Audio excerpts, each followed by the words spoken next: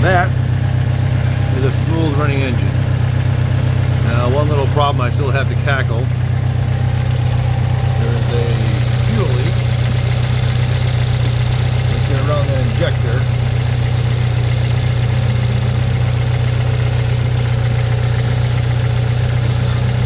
Yes.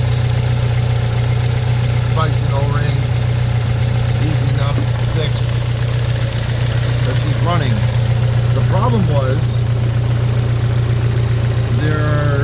so the orange clamp is on a water line, and the other elbow you see going down there is an air line that goes to the bottom of the intake. Better shot at it.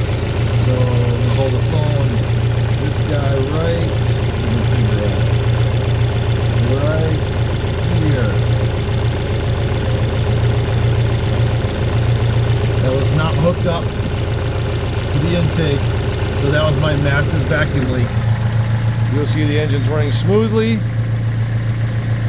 Sounds like it's supposed to sound. Of course, I got a fuel leak now. I'm guessing that's just an O-ring. I'm not too worried about that. I'll fix that pretty easily. But that was the culprit, gentlemen.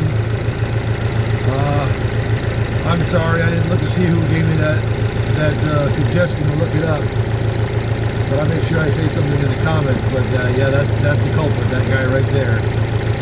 I'm guessing, I remember hooking that up, but what happens is that you have to hook all these up together. There's a water line, and it goes to the other side of the intake, and they pull over along the back. See, that was just those really cheap, squeezy clamps. And I remember hooking that up, thinking, oh, that's a pain in the butt. And I put everything over top of it. I think when I hook these lines up, that comes off really easily. So I think I just popped it back off again. In fact, I gotta hook all this stuff back up. You know, there's a bolt that goes there, and these clamp that hit these on there. So that's the culprit right there. Truck's running fine. Let's put that gas in first.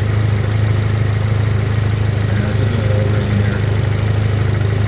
All right, thanks for all the help, gentlemen. Appreciate it.